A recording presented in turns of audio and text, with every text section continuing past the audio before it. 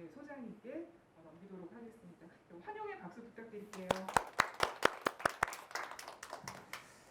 네, 어제 그 수능 시험에서 그 감독하던 선생님 두 분이 확진자가 있다 그래서 깜짝 놀랐고, 이찬원 씨가 확진됐다 그래가지고 트로트 가수.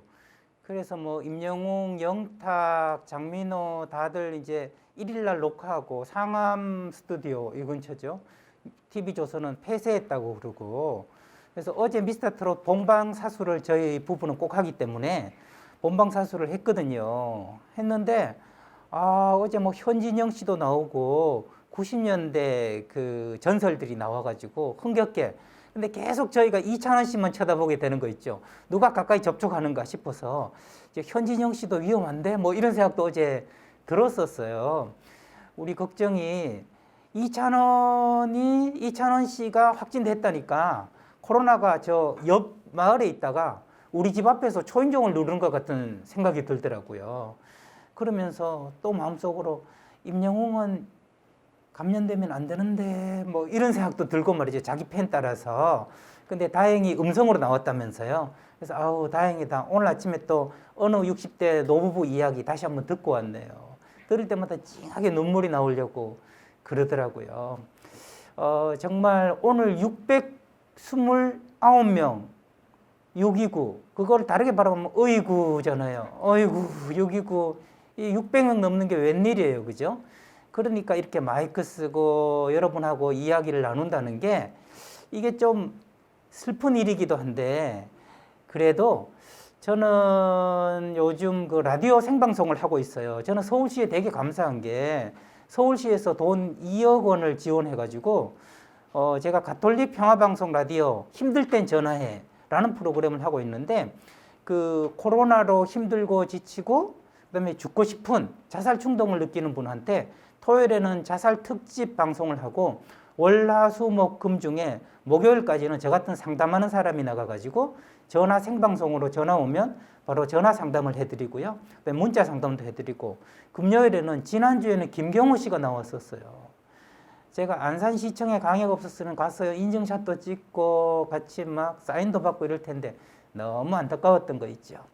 그래서 서울시에서 2억이라는 돈을 내년 4월까지 지원해줘가지고 우리 마포구청도 서울시의 일원이잖아요. 그죠?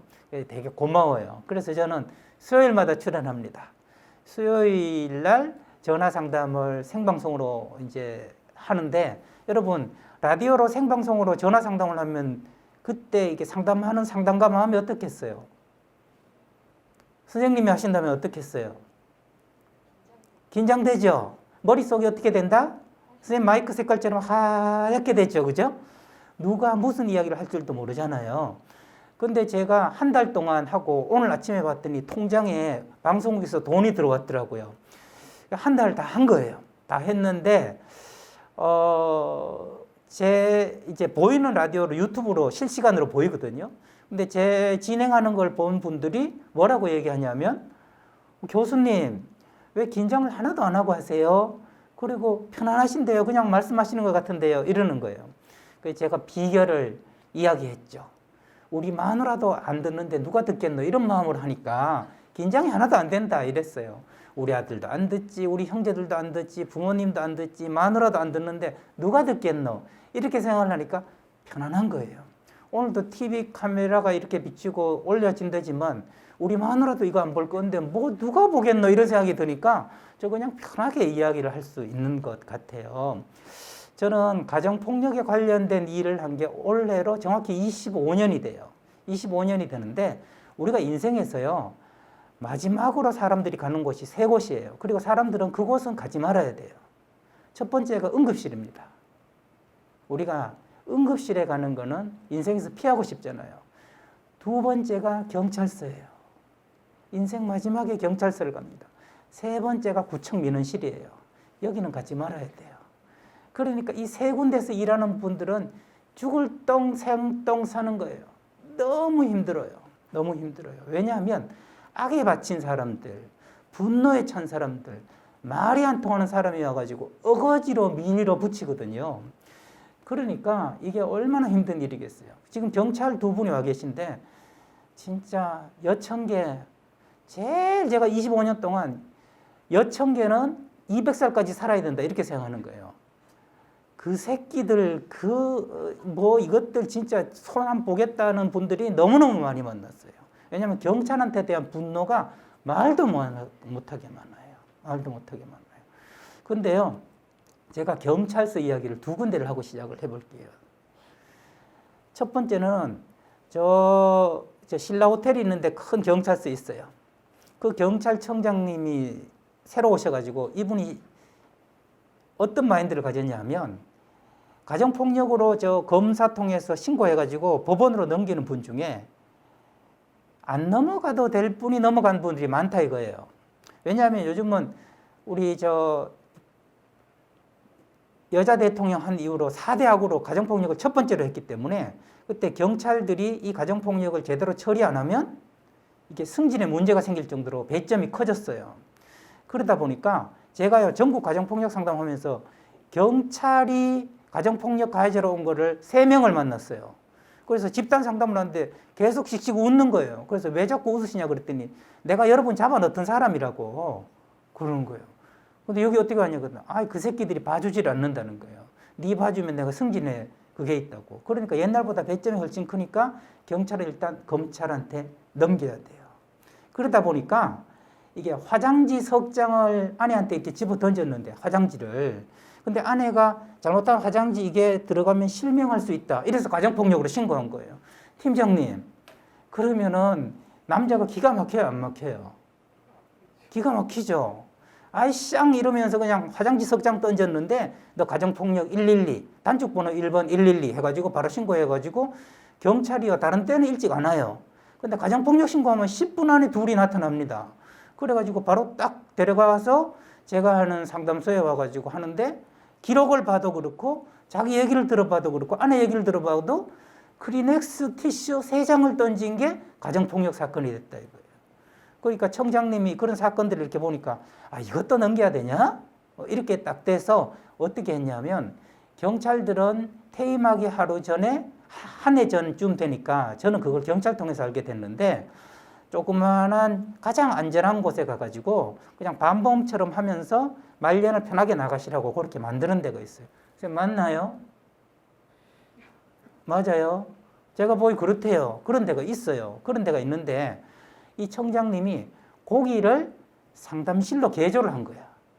그래가지고 저를 불러가지고 경찰에서 검찰로 넘기지 않고 사례가 경미한 사람을 2번 상담을 해주면 그럼 이 사람 넘기지 않고 상담해 주는 걸로 끝낸다. 와, 대한민국 최고의 저는 경찰청장이라는 생각이 들어요.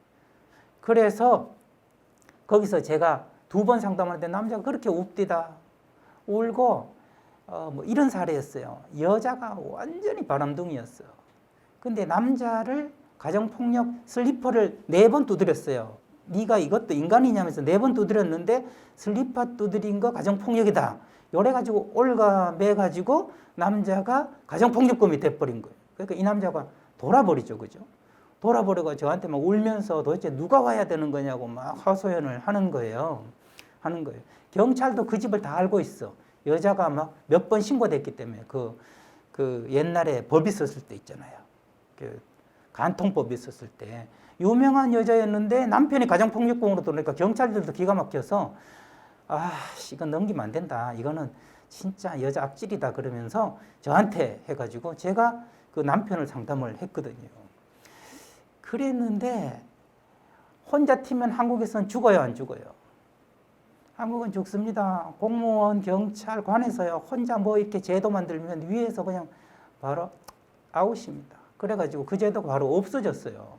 없어져서 그게 되게 안타깝고 속이 상한데 제가 드리려는 말씀은 저는 가정폭력한 남편들, 그다음에 맞은 아내들, 또 자식 학대한 부모들, 또 부모를 때린 자식들을 상담한 게 25년이 됐거든요. 딱 원래 25년 됐는데 보면 정말 신고돼야 될 사람들은 신고를 못해요. 그게 첫 번째예요. 이렇게 우리 가정폭력 상담하는 사람 뭐라고 얘기하냐면 진짜 치료받고 상담받아야 될 사람들은 집에서 배 까고 씨년 어디 갔어? 이러고 있다는 거예요. 신고 못해요. 그 사람 신고하면 바로 죽습니다, 아내가. 그렇기 때문에 경찰 신고 못해요. 경찰도 그 사람 못 먹어요. 그러니까 우리는 뭐라고 얘기하냐면 큰 고기는 집에 있고 잔챙이들만 전부 신고돼가지고 온다 이거예요. 그중에 너무너무 보이지 않는 물고기들도 많이 오기 때문에 가정폭력을 상담하다 보면 이런 생각이 들어요. 저 25년 동안 상담해 보니까 진짜 오랜 세월 아내를 때리고 학대하고 이런 사람은 10%도 안 돼. 나머지는 나도 우리 아내가 신고하면 올 수 있어. 전부 이런 사례들이에요. 그래서 여러분 제일 먼저 가정폭력 사례에 개입할 때 제 25년 경험으로 한 가지만 얘기하라 그러면 가정폭력이라고 폭력이라는 말에 쏙지 마세요. 그거 우리 남편하고 똑같은 남편이에요. 우리 아내하고 비슷한 아내예요. 별로 그 베리에이션, 편차가 크지 않다. 그걸 알고 폭력거리니까 무슨 조폭처럼 이렇게 바라보면 안 됩니다. 그냥 우리 이웃을 상담한다. 근데 특별히 우리 도움을 더 필요로 하는 이웃을 상담한다. 이 마인드를 가지고 접근하지 않으면 그분들이 다 알아챕니다. 자기를 범죄자 취급하는 거 너무너무 예민하거든요. 아까 경찰서 얘기를 했는데 그곳은 그래서 제가 2번 하고 테이프 끊고 막 찍고 위촉시가하고 뭐 신문에까지만 안 나왔지 다 하다가 그러니까 야단스럽게 시작했다가 바로 끝나버렸어요. 더 안 부르더라고. 그래서 경찰한테 제가 담당 경찰에서 왜 안 부르냐고 이렇게 했더니 복잡하니까 더 묻지 말라 그러더라고요. 복잡해지나 봐요. 그죠? 그렇게 뭔가 혼자 이렇게 하면 네가 뭔데 대한민국 법질서는 뭐 이랬겠지. 그래가지고 그거는 더 없어졌는데 제가 제일 좋은 건 상암파출소라고 있어요. 여기 마포구죠. 거기에서 기적이 일어났어요. 어떤 기적이 일어났냐면 A4지의 기적이라는 게 일어났어요. A4지 한 장을 불만 면민이 오잖아요. 그리고 A4지 한 장을 동에서 왜 주민센터에서 뭔가 호적 등본 떼려면 이렇게 뭐 써야 되잖아요. 이렇게 쓰는 것처럼 볼펜 하나, A4지 하나를 딱 주고 A4지에 2개만 딱 질문 문항이 있어요. 첫 번째 질문 문항은 무엇 때문에 화가 나셨습니까? 이렇게 써요. 무엇 때문에 화가 나셨습니까? 두 번째 질문에 어떻게 도와드릴까요? 라고 썼어요. 근데요, 제일 처음에 그 A4지 받은 거 보니까 찢어졌어요. 성격이 급한 사람이 막 따지러 왔는데 종이를 쓰라 그러니까 에이씨 이러다 그냥 확 찢어버린 거야. 근데 그걸 2년 동안 한 거예요. 그랬더니요, 이 상암지구대가 어떤 기적이 나타났냐면 그걸 쓴 분들이요, 이 지구대장님을 대통령 표창을 줘야 된다고 그런 이야기를 하면서 불만 민원인이 반의 반으로 화나는 게 줄어든 거예요. 데시벨로 소음을 재면 100데시벨이었으면 25데시벨, 30데시벨로 줄어든 거예요. 그래서 이게 행안부 그 프로젝트에서 대상을 받았어요. 그걸 제가 한국분노관리연구소인데 그 상암지구대 그 지구대장님하고 저하고 같이 기획을 해서 만들었어요. 그래서 그걸 뭐라고 불렀냐면 The Miracle of A4G. G자는 영어로 어려워가지고 그냥 A4G라고 해서 A4G의 기적이라 그랬는데 보세요. 온 사람한테 무엇 때문에 화가 나셨습니까? 하는 것은 자기 속을 이야기할 기회를 주는데 말로 하면 이게 감정이 올라옵니다. 그래서 글로 쓰게 하면 머리로 생각을 해야 돼요. 머리로 생각한다는 건 이성적으로 뭔가 정리해야 된다는 거죠. 쓰는 과정에서 육하 원칙이 생깁니다. 어떻게 도와드리면 좋겠습니까? 할 때 그것까지 쓰고 나면 이미 마음이 여기 올라왔던 게 좀 이렇게 내려오는 거예요. 그리고 응대할 때 제가 원칙을 알려줬어요. 어떤 원칙이냐면 and but으로 받지 마라. and but은 이렇게 하는 거예요. 알겠는데요. 근데 여기서 이러시면 안 되고 규정이 어떻고 이러면서 but 하는 거예요. 여러분 저 따라 해보세요. but은 BUT죠. but은 앞말을 모두 지운다. 딜리트하고 같아요. 그냥 아유 팀장님 말씀이 참 맞아요. 그런데요. 이런 순간에 앞에 건 싹 지워져 버려요. 그러니까 더 돌아버리는 거예요. 이게 경찰 민원실에 온 사람들이 아니 앞에 들어줄 것처럼 아유 힘드시죠. 얼마나 속상하세요. 근데요 하는 순간에 앞에 게 싹 지워지고 들어줄 것 같이 하더니 이 자식이 다시 뭐 이러면은 뭐 기물 파괴와 뭐에 해당한다고 이런 얘기를 했으니까 그냥 다 부셔버리고 싶은 마음이 드는 거예요. 그래서 어떻게 하냐면 너무 속상하시죠. 그래서 어떻게 하면 좋을까요? 하면서 그래서로 넘어가도록 해라. 그래서 yes and 운동을 펼쳐라. 이렇게 얘기했어요. 그래서 저는 이게요, 전국 경찰서에 퍼질 거라고 믿었어요. 전국 경찰서에 퍼질 거라고. 왜냐하면 재료비가 안 들어. A4지에 프린트로 검은 거 2줄 하면 돼. 볼펜 있는 거 쓰면 돼요. 그 다음에 yes and 운동이라고 스티커 하나 붙여가지고 네타시로 소이다처럼 책상 앞에다가 이렇게 두고 민원인 오면 yes 벗으로 하지 말고 yes and로 해서 화를 좀 가라앉히고 하면 되는데, 이게 1등까지 했는데 이것도 왜 안 해요? 안 하더라고. 그래서 제가요, 틈나면 이런 교육이 있으면 이것도 영상으로도 보고 계신 분 있으니까 한번 해보시라고 얘기하는 거예요. 우리요, 형태는 달라도 나한테 오는 사람, 우리 공무원들이 제일 힘든 게 뭐냐면 불만 민원인입니다. 내가 뭘 잘못했다고. 그때 제가 이런 이야기를 하죠. 저 사람은 나한테 화내는 게 아니라 자기 인생에 화를 내는 거다. 착각하지 마라. 나한테 화낸다고 생각하기 때문에 자꾸 대응하려고 그런 마음이 생기는데, 사실 저 사람은 제대로 구겨지고 제대로 펴지지 않고 자꾸만 아픈 내 인생에다가 화를 내는 걸 종로에서 인생에서 뺨을 맞고 구청에 와서 화풀이를 하는 거고 경찰서에 가서 화풀이를 하는 거다. 그럴 때 분리해서 생각했다. 저 사람은 나한테 지금 이런 게 아니라 자기 인생에 그러는 거다 하는 것을 해야 되고요. 그 다음에는 받아줘야 돼요. yes and로 받아줘야 됩니다. 그래서 제일 힘들다는 구청에서 일하는 분들 제가 상담을 여러 명 해보면 yes 벗으로 하는 분들은 다 사표 내고 싶어요. 너무 힘들어요. 제가 고려사이버대학교에서 10년 교수하면서 이직률이 제일 높은 그 직원들이요, 학생 상담 받던 직원들이었어요. 그 직원들은 늘 진상들한테 시달리거든요. 그래서 전부 다 울면서 젊은 아가씨들이 다 사표 내 몇 달 못 있고 나가요.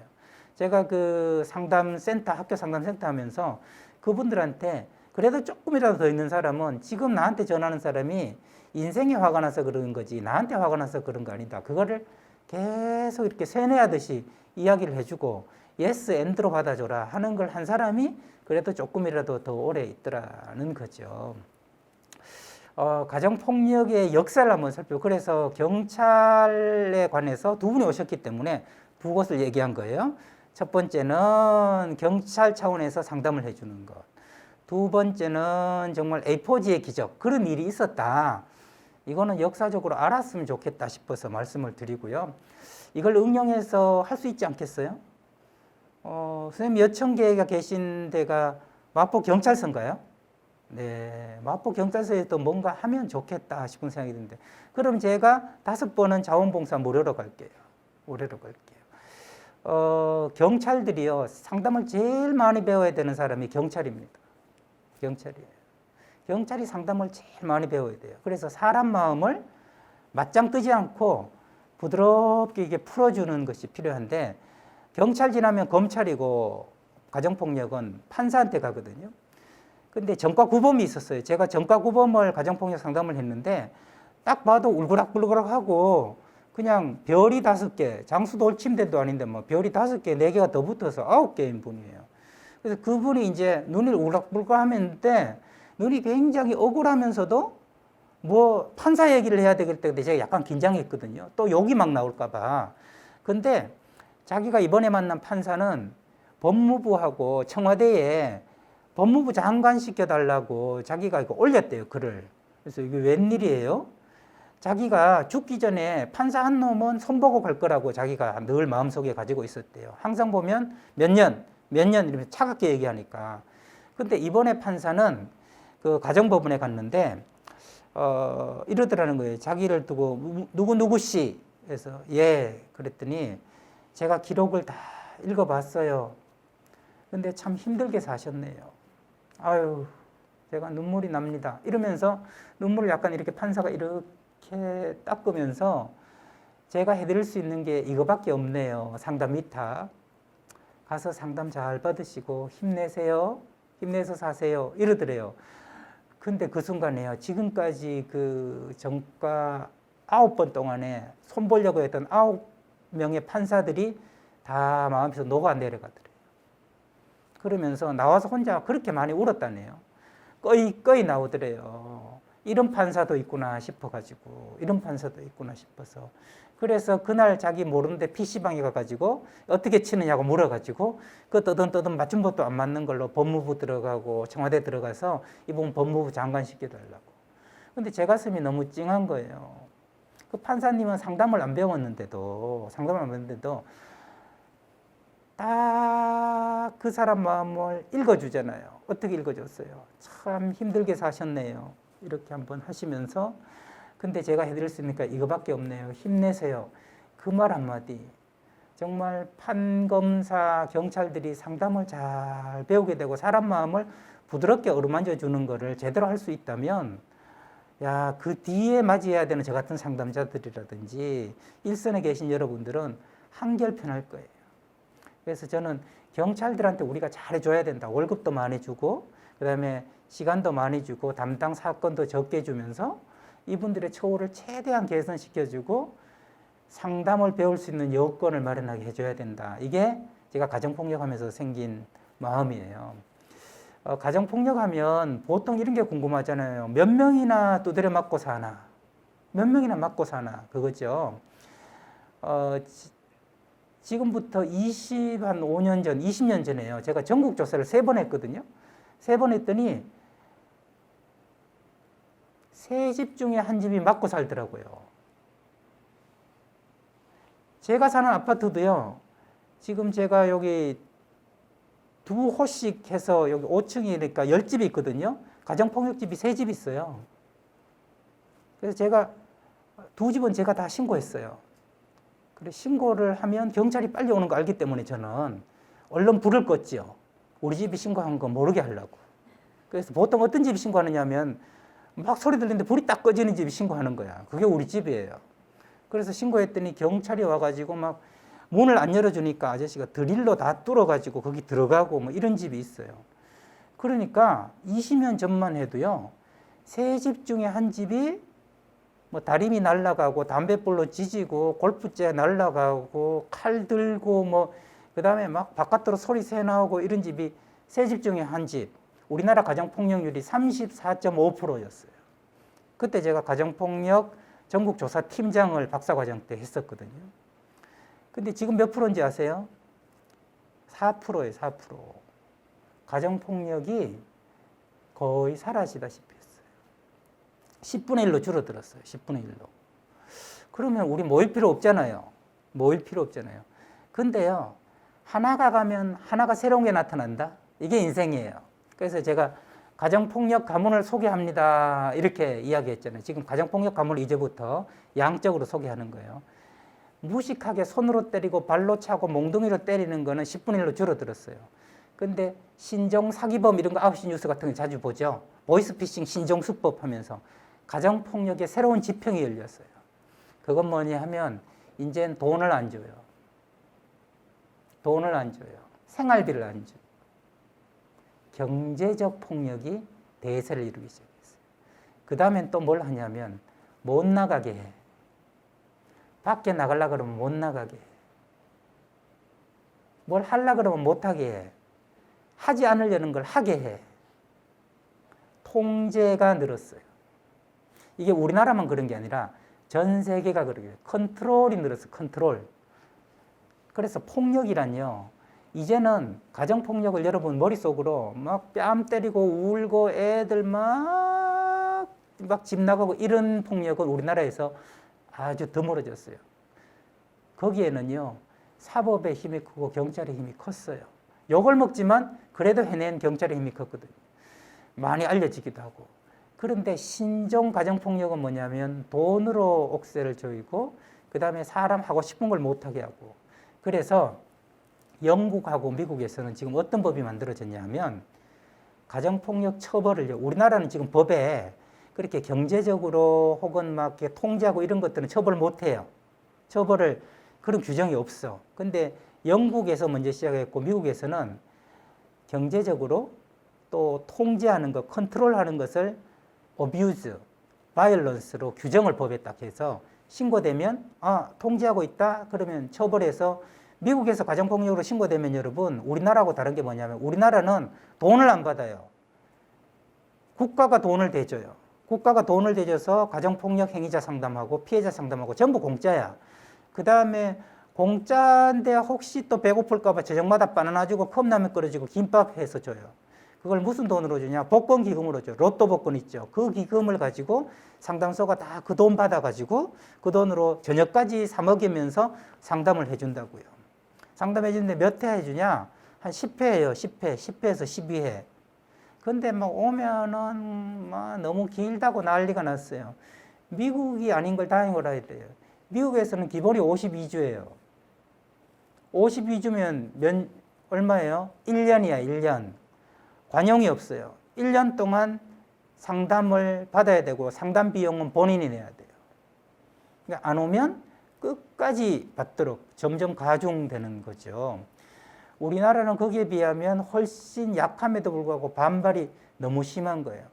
가족한테 우리 집에 내가 마음대로 죽이고 살리지 왜 남의 집에 구두발 신고 나라가 들어와서 난리야. 이런 마인드를 여전히 가지고 있다는 거죠. 그래서 여러분들이 가정폭력을 빈번하게 볼 수는 없어요. 옛날에는 세 집 중에 하나이기 때문에 자주 봐야 되지만 빈번하게 볼 수는 없어요. 그러면 가정폭력은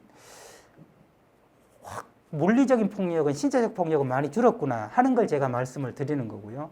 또 하나는 가정폭력의 역사를 보면 제일 먼저 여자가요 남자한테 맞아 죽으면서 가정폭력에 대한 국가적 관심이 생겼어요. 그때 그 일을 한 사람들이 누구냐면 여성의 전화예요. 여성의 전화, 민우회 그런 데서 지금 국회의원으로 다 가 계세요. 그때 대표하셨던 분들이 국회의원으로 굉장히 중요한 활동을 하고 계세요. 그 대표들이시거든요. 거기서는 남편한테 매를 맞아 죽거나 혹은 남편한테 수십 년 맞다가 거의 정당방위처럼 남편을 살해했는데 이게 정당방위가 인정 안 되고 실형을 선고받아서 사는 이런 억울한 여자들, 이런 구명운동을 하다 보니까 가정폭력이 이게 장난이 아닌 거예요. 이건 사회운동을 해야 된다. 그래서 여성의 전화가 민우회가 열심히 활동을 할 결과로 가정폭력이 사회문제가 됐어요. 그러면서 정권이 바뀔 때 가정폭력 특례법이라는 게 만들어졌습니다. 가정폭력 특례법. 특례법이 두 가지 만들어졌는데 하나는 때린 남자를 처벌하는 법이 만들어졌어요. 가정폭력 행위자 처벌에 관한 특별법 이렇게 이름이 지어졌어요. 또 하나의 버전은 뭐냐면 가정폭력 피해 여성 보호법 이렇게 만들어졌어요. 그래서 거기는 피해 여성은 치료를 어떻게 받아야 되고 쉼터에 가서 뭘 해야 되고 뭐 이런 것들을 쭉 규정하고 있어요. 그 법이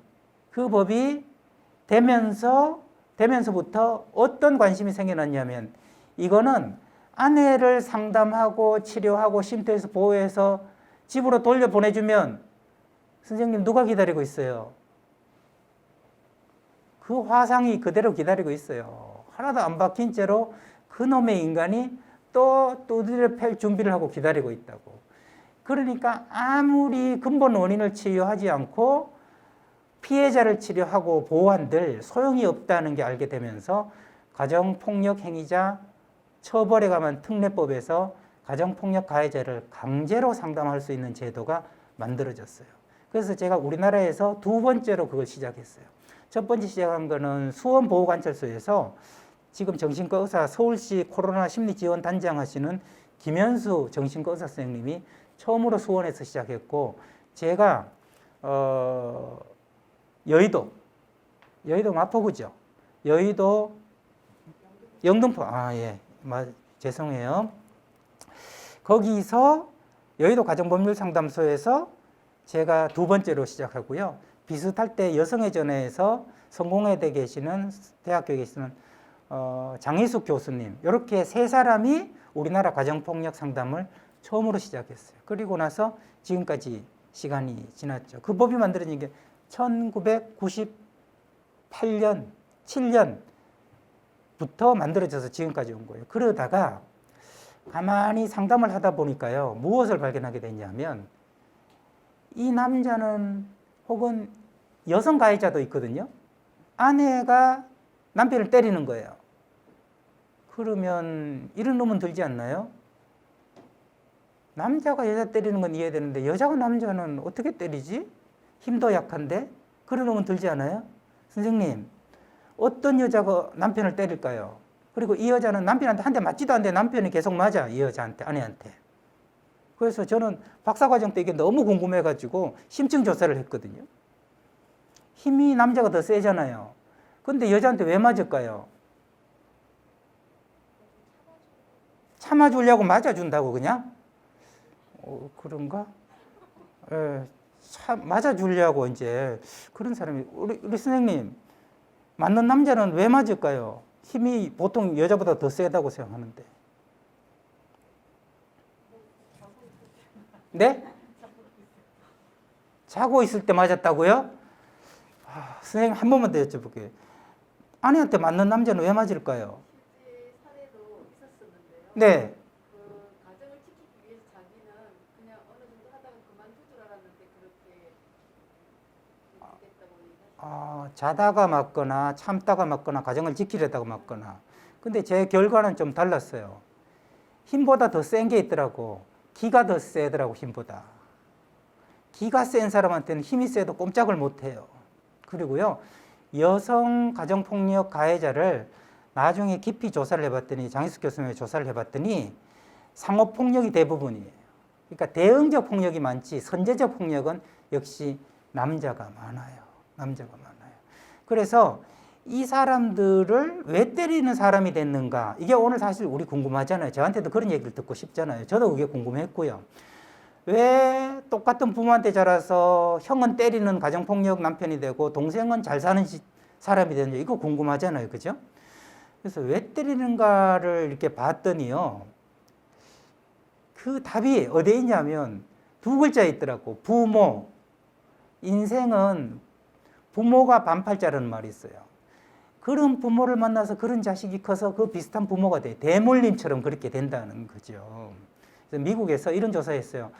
가정폭력집에서 자랐는데도 대물림을 하지 않는 사람들은 왜 그런가를 봤더니 모든 변수가 다 제거되고 한 변수가 나왔는데 그게 뭐냐 하면 단 한 명이라도 자기를 진정으로 사랑하는 사람을 만난 경험이 있는 사람은 폭력을 대물림 안 해. 이거 굉장히 오늘 중요한 이야기를 제가 지금 드려요. 단 한 명이라도 나를 진정으로 사랑한다고 느낌을 주는 그런 친구를 만나거나 선생님을 만나거나 이웃 주민을 만나면 가정폭력을 안 한다고. 그런데 그런 사람을 못 만나면 대물림이 되더라는 거예요. 그래서 저만 이런 것을 알게 된 게 아니라 연구를 통해서 알게 된 게 아니라 남편들을 쭉 상담하다 보니까 이 사람의 뿌리가 부모에 있구나 그런 생각을 하게 된 거예요. 그러면 역으로 생각하면 이런 거죠. 부모를 지금 잘 뭔가를 바꿔주면 부모들을 바꿔주면 말하자면 아이들을 학대하지 않게 부모를 만들어주면 아이들을 방임하지 않게 부모들을 만들어주면 이 아이가 자라서 폭력가정을 안 하겠구나. 그러니까 폭력가정 된 뒤에 소잃고 외양간 고치지 말고 아예 처음부터 외양간을 튼튼히 하는 작업을 하자.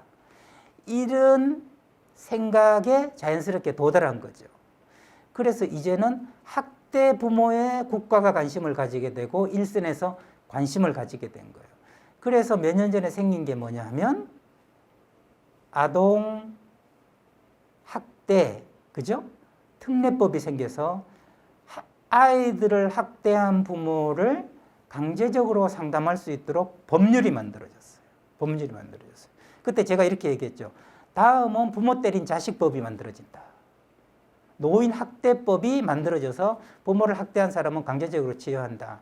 아직까지 이 법은 만들어지지 않았습니다. 그래서 법의 순서로 보자면 제일 처음에는 매 맞는 아내를 보호하려고 했고 그 다음에 때리는 남편을 치료하려고 했고 그 근본 뿌리가 되는 부모들을 치료하려고 했고 미래에는 노인 학대하는 부모를 학대하는 자식들을 치유하는 이 과정으로 이렇게 가게 되어 있는 거예요. 이거를 맡고 있으니까 노인보호 전문기관이 이걸 담당하고 있고요. 아동보호 전문기관이 이걸 담당하고 있고 그다음에 전국의 가정폭력상담소가 가해자 및 피해자 치료를 담당하고 있어요. 담당하고 있어요. 지금 국가 예산은 피해자 치료에 대부분 가 있고 가해자 치료에 대해서는 예산이 절반으로 깎였습니다. 그래서 저는 이게 되게 개인적으로는 그걸 전제하면 유감이긴 한데요. 그래서 여러분들이 이제 큰 그림은 이렇게 그리시면 된다는 거예요. 하나는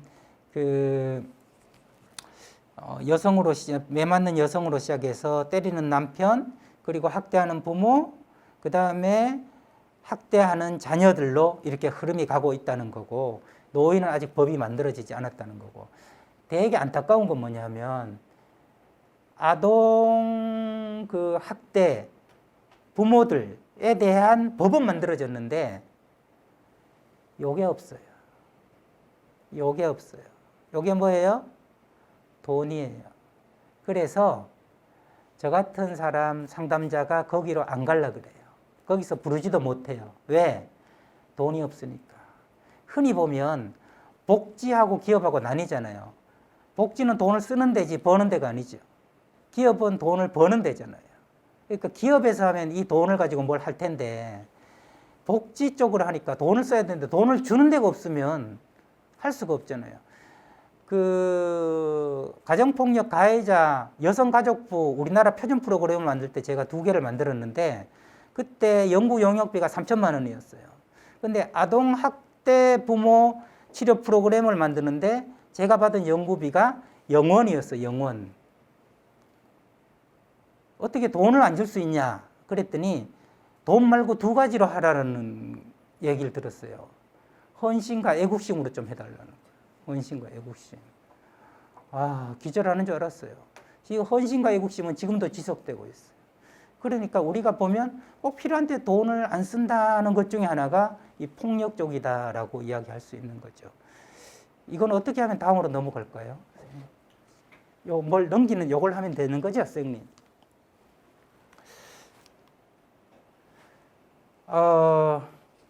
시계를 한번 볼게요.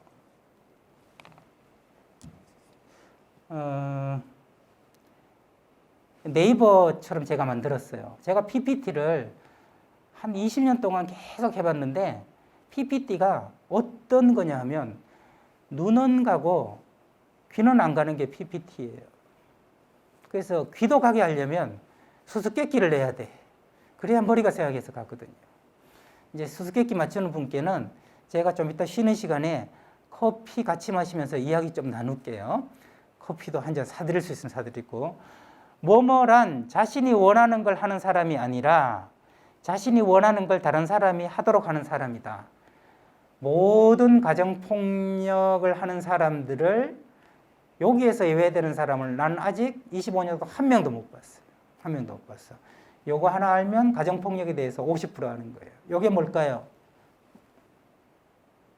가정폭력 하는 사람이란 이거죠. 그걸 다른 말로 하면 무슨 주의라 그래요. 뭘까요? 경찰 선생님, 무슨 주의? 이거 무슨 주의? 무슨 주의자란 자신이 원하는 걸 하는 사람이 아니라 자신이 원하는 걸 다른 사람이 하도록 하는 사람이다.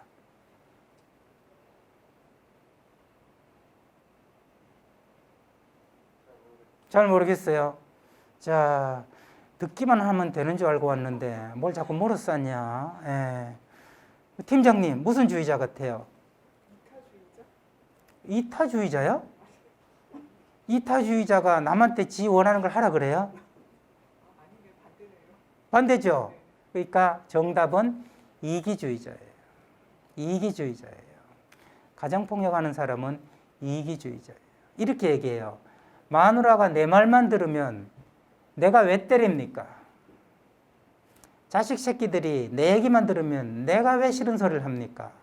그건 뭔 소리예요? 내 말을 들어라.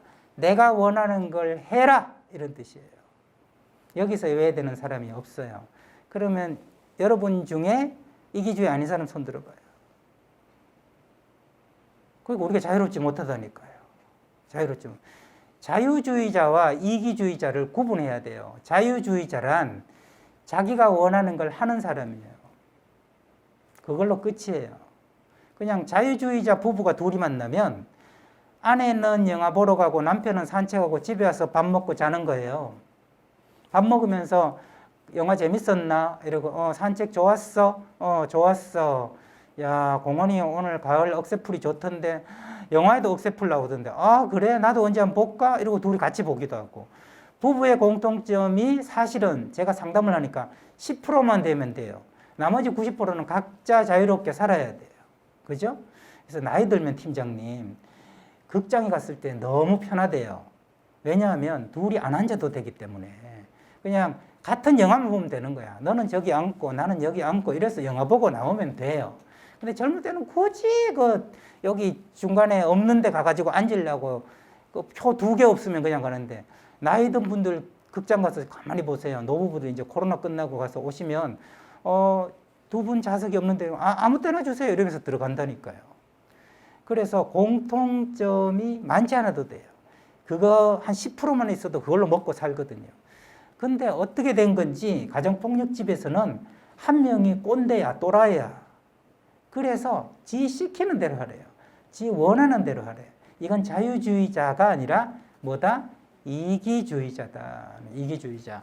이기주의자란 자신이 원하는 걸 하는 사람이 아니라, 이건 자유주의자고, 자신이 원하는 걸 다른 사람이 하도록 하는 사람이다. 그죠?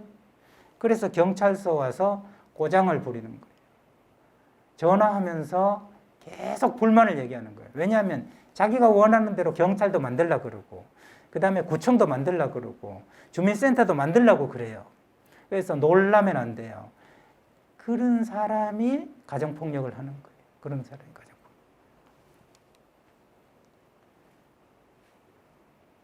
요거는 힌트를 좀 드릴게요. 2글자인데요. 욕자로 시작해. 욕이 나오려고 그래요. 이게 뭐예요? 욕이 나오는 말이야. 욕벌한 되지도 않을 일을 바라는 사람이다. 그렇죠. 욕심쟁이야. 4글자네, 그죠? 욕심쟁이가 뭐냐면, 욕심이 뭐냐면 대도 안 하는 걸 바라는 거예요. 대도 안 하는 거를. 제가 원래 라면책을 하나 써서 라면책. 마음대로 안 되는 게 인생이 라면이라는 책을 썼어요. 라면책 있죠, 그죠? 근데 거기서 제가 저희 정신과 의사 선생님하고 25년 동안 정신과 의사 선생님한테 상담을 배웠거든요. 그래서 선생님한테 이런 질문을 이제, 선생님 사는 게 뭐예요? 왜 사람들이 돈 때문에 그러죠? 그 다음에 자존심이 낮은 사람은 왜 그래요? 급하면 무엇이 문제인데요? 뭐 인생에 궁금한 거를 수요일마다 찾아가서 물었어요, 석 달을. 그랬더니 선생님이 인생에 대한 대답을 해준 걸 인생 문답집이라고 해가지고 책으로 냈거든요. 냈는데 제 질문 중에 하나가 뭐냐면, 선생님, 지금까지 선생님은 90평생 동안 온갖 환자들도 보고 유명한 사람, 뭐 대단한 사람, 좋은 사람 많이 봤을 텐데, 선생님이 봤을 때 정신이 가장 건강한 사람, 행복한 사람은 누구였나요? 라고 질문을 드렸어요. 그랬더니 우리 선생님이 70년대에 군대 갔다 와가지고 간호보조사 하던 남자애들 한 6, 7명이 대한민국에서 정신이 제일 건강한 사람이었다는 거예요. 왜요? 라고 물어봤더니 걔들은 지 분수를 알아.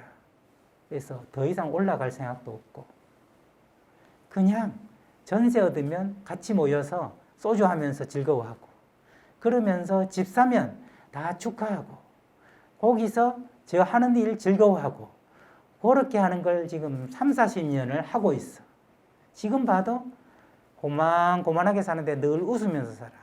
내가 본 사람 중에는 걔들이 정신이 대한민국에서 제일 건강한 사람이야. 걔들은 욕심쟁이가 아니야.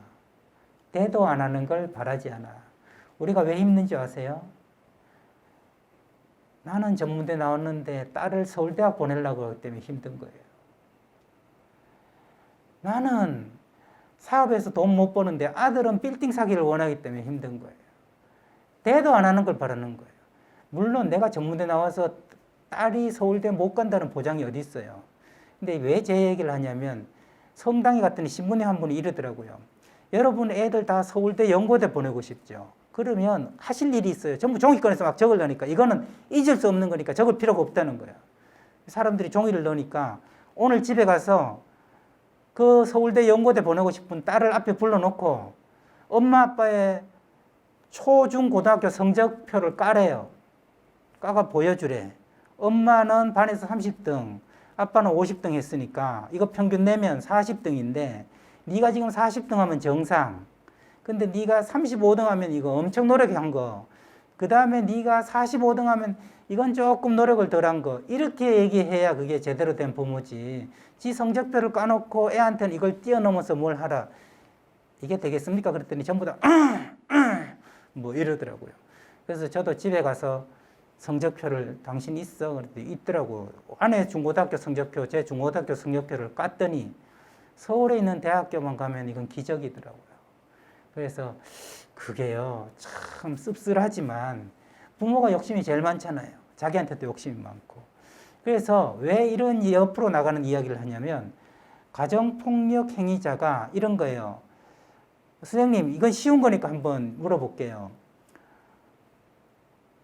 모래로 밥을 지으면 밥이 되나요? 예? 근데 계속 열심히 하면 되니까 모래를 또 곱게 쳐서 쌀에 밥통에 얹히고 또 곱게 해서 밥통에 얹히고 이런 사람은 어리석은 사람이에요, 지혜로운 사람이에요. 어리석은 사람이죠. 가정폭력하는 사람은 폭력으로 지 원하는 걸 이루려고 하는 헛된 욕심을 가지고 있대요. 폭력에는 개도 말을 안 들어요.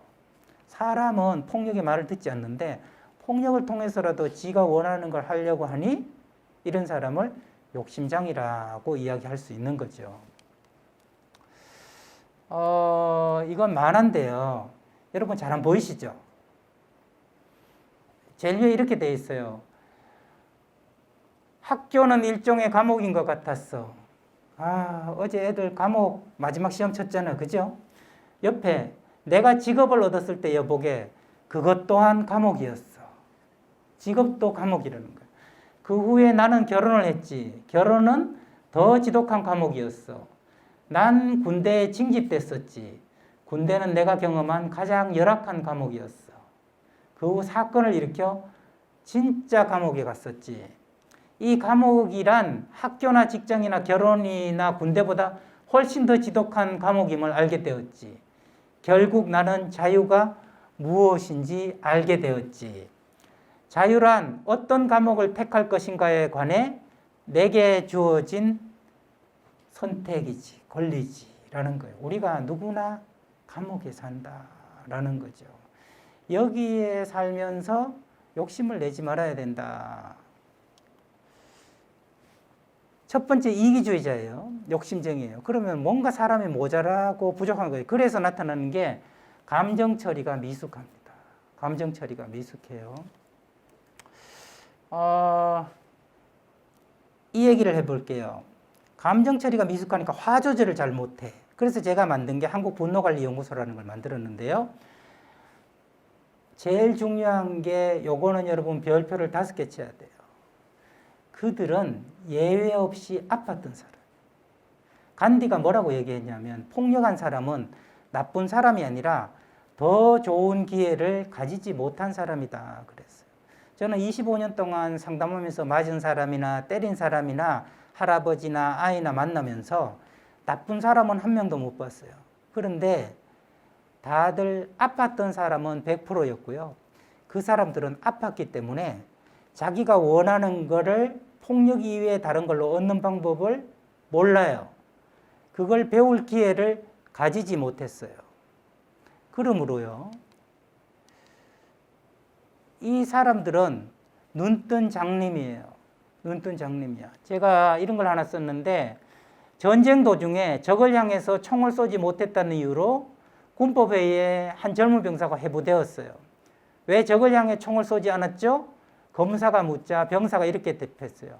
하지만 전 적군을 보지 못했거든요. 제 눈에는 그저 사람들만 보였을 뿐입니다. 사람으로 아내를 보면요, 사람으로 자식을 보면, 사람으로 남편을 보면 못 때립니다. 못 때려요. 물건으로 볼 때만 때릴 수 있어요. 물건으로. 수단으로 볼 때만 때릴 수 있어요. 어떤 사람이 물건과 수단으로 봐요? 당연히 어릴 때부터 자기가 수단으로 이용된 사람만이 다른 사람을 수단으로 봅니다.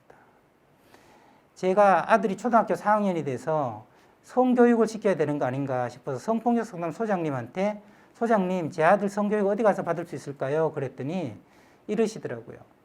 소장님은 아드님 성교육 시킬 필요 없어요. 그래요.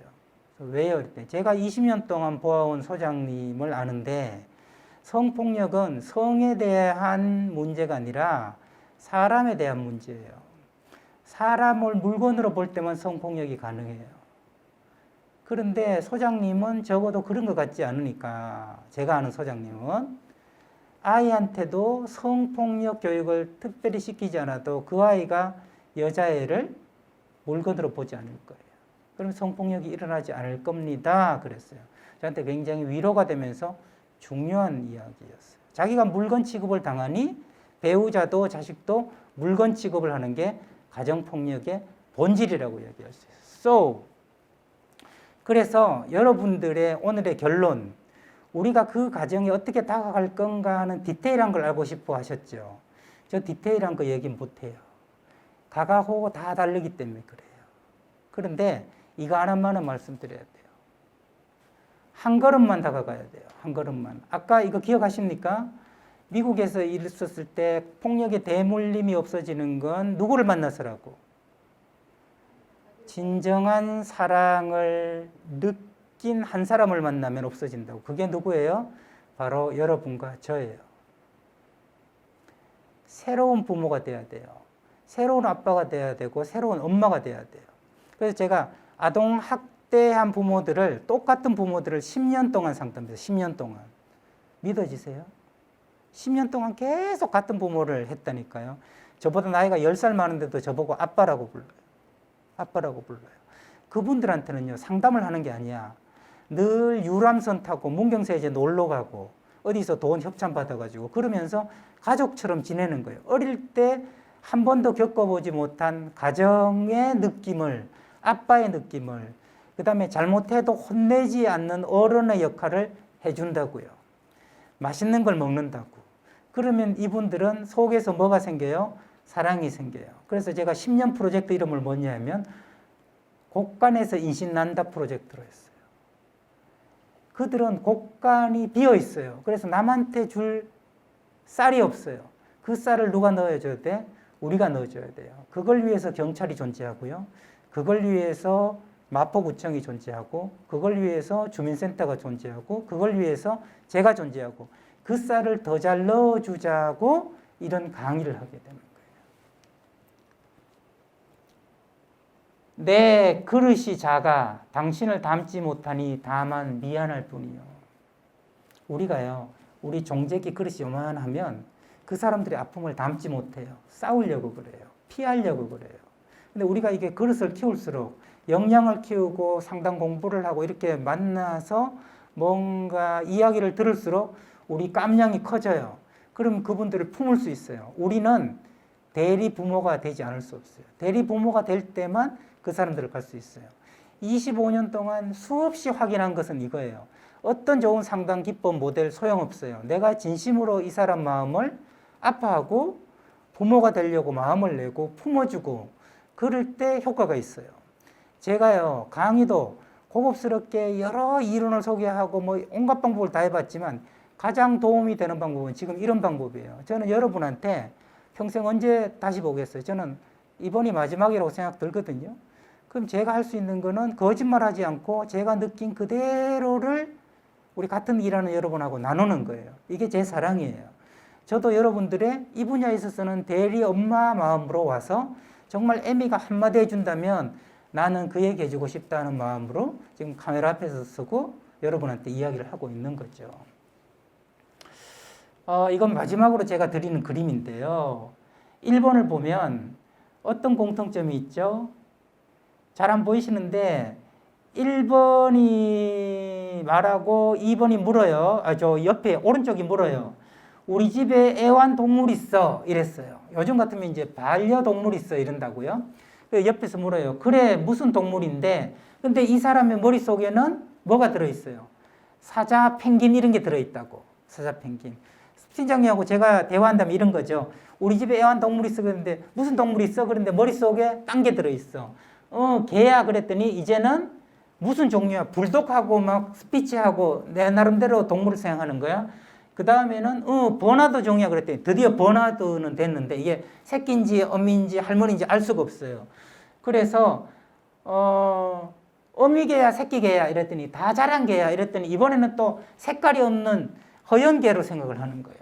그 다음에 그래 무슨 색인데 그랬더니 흰색 바탕에 갈색 반점이 있어. 그랬더니 뭐라고 하냐면 뜬금없게 그럼 너 왜 처음부터 크고 갈색 반점이 있는 흰색 버나드 개를 애완동물로 기르고 있다고 말하지 않았니? 이러는 거예요. 그랬더니 띠용 뜨옥 이러는 거죠. 이게 뭐냐면 이걸 제가 마지막으로 정한 이유는 대화란 이런 거예요. 마침내 5번이 맞을 때 우리는 통했다라고 얘기해요. 상담은 최소한 어느 수준까지 가야 되냐면 3번까지는 가야 상담이에요. 근데 실력 없고 이렇게 자기 생각이 많은 상담가들이 2번에 머물러 버린다는 거예요. 부부도요. 소통이 제일 안 되는 부부는 1번으로 살아요. 그리고 1번 부부가 폭력이 제일 심합니다. 안 통하기 때문에. 그래서 이심전심이 대화의 최고 경지예요. 그래. 내 말이 이런 거 있죠. 여러분 이렇게 이야기하다 보면 누구 막 욕하다가 그러니까 진짜 국장님 너무 재수없잖아. 그래 내 말이 뭐 이렇게 이야기할 때 둘이 찌찌뽕 딱 통한 거예요. 그러면 가정폭력 피해자건 가해자건 간에 우리가 머릿속에 이상으로 그려야 되는 것은 5번까지 가야 되겠다는 결심을 해야 된다는 거죠. 미움으로 자꾸 가리지 말고. 그래서 제가 처음 시작할 때 폭력은 우리라고 예외일 수 없다. 지금 물리적 폭력은 줄어들고 있고 새로운 폭력이 있는데 여러분 저 따라 한번 해봅시다. 너는 너대로, 나는 나대로. 이게 평화예요. 근데 폭력은 뭐냐면 너는 나에게, 너의 나화, 너를 나로 만드는 게 폭력이에요. 이런 게 폭력입니다. 여기 5대 짬뽕집인데 짬뽕 2개 시킬까? 나는 짜장면. 뭔 소리야? 짬뽕. 이게 폭력이에요. 짜장면 먹겠다는 사람을 왜 짬뽕 먹게 하는 거예요? 이게 폭력이라고 할 수 있는 거죠. 그러면 우리 중에 폭력에서 자유로운 사람이 어딨나? 그래서 가정폭력을 대할 때는 특별한 대상을 특별하게 대한다는 생각을 처음엔 하지만 대하면 대할수록 특별한 것은 사라지고 내가 또 다른 나를 대한다는 마음이 생기고 그는 처벌이 필요한 사람이 아니라 스페셜 러브가 필요한 사람이다. 더 좋은 기회가 필요한 사람이다. 제가 상담을 하면 한 분씩은 꼭 무슨 얘기를 하냐면 저는 우리 교수님하고 상담하면서 배운 게 우리가 참 별난 사람들인데 교수님이 우리가 무슨 얘기를 해도 그게 참 중요하다고 받아주시고 한 사람 한 사람 이렇게 만져주시는 걸 보면서 대화를 저렇게 하는 거구나. 내가 사람 말할 때도 이렇게 받아야 되겠구나. 그걸 배웠습니다. 이러는 거예요. 그러니까 이 사람들이 상담자한테 사람을 대하는 법을 배워요. 마음을 쓰는 법을 배워요. 그래서 우리가 너랑 내가 만나는 게 아니고 내가 또 다른 나를 만난다. 이런 마음을 가지는 것이 궁극적으로 가장 에센스고 중요하다는 거죠. 이것을 빼고 나서 기법, 테크닉, 어떤 특별한 방법, 자원, 동원 이런 것들은 전부 외투에 불과하다는 거죠. 지금 시간이 거의 다 됐지 않았을까요?